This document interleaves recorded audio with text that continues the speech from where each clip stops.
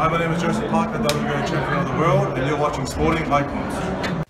So the former WBO World Heavyweight Champion Joseph Parker will take on Sean Dale Winters on the undercard of Mikey Garcia versus Jesse Vargas, and of course Cal Yafai versus Roman Gonzalez Chocolatito. Very, very stacked quality card. Now, this isn't really a fight that a lot of people are looking at going, oh, that's going to be a good fight. Not at all. But it's a way of keeping Joseph Parker active. Of course, he's had a bit of a layoff due to the spider bite and all this kind of stuff. Now, he says that if necessary, he wouldn't mind and he would love to fight Daniel Dubois in a final eliminator for the WBO World Heavyweight Title. So in other words, he fights Daniel Dubois. If he was to defeat Daniel Dubois, then he would go fight whoever the champion is, currently Anthony Joshua, or the winner of Joshua and Usyk, potentially in that as well. If, of course, that belt doesn't become vacant, and if the belt does become vacant for some reason, then Parker will end up fighting Usyk in there anyway for the vacant belt. But if he has to do a final eliminator, he's quite happy to fight Daniel Dubois. That's a very, very interesting fight.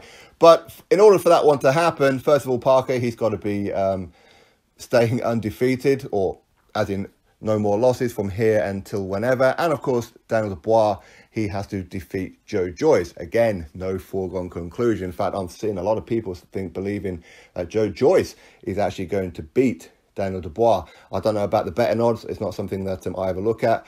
But just by going on the eye test for a lot of people who's talking about this particular fight, a lot of people are saying Daniel Dubois could end up losing to Joe Joyce anyway. But either way, if Daniel Dubois does get through or does get past Joe Joyce, a fight between Daniel Dubois and Joseph Parker for a final eliminator to become the mandatory for the WBO, that's a great fight. That's a fight that I would absolutely love to see.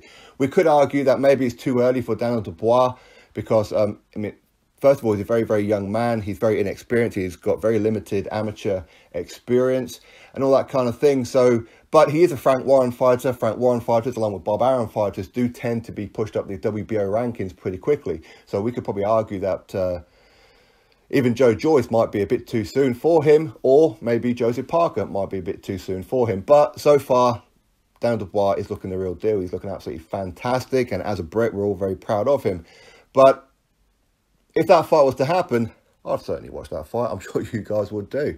I think Joseph Parker and Daniel Dubois, I think due to their styles, that would be a very, very good fight because Parker, he's known for a granite chin. In fact, he's only ever been dropped by Dillian Whyte in his whole professional career, including amateur and in sparring and that apparently as well. So he certainly would give Daniel Dubois a lot of rounds, and Daniel Dubois would have to add a lot more to his game than just a power punch. But Daniel Dubois can do it. We've seen flashes of his excellent boxing ability already. So he potentially could beat Joseph Parker. But if these guys were to fight, as of right now, I may just edge towards Joseph Parker. Of course, I don't like saying that, of course, because you know that means going against the Brit.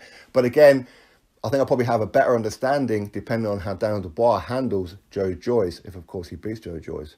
Anyway, interesting fight. It's one in the pipeline that could well happen if Daniel Dubois gets past Joe Joyce. And of course, if Joseph Parker keeps on winning. Anyway, drop your thoughts below about it. Click thumbs up, subscribe. Catch you all on the next video.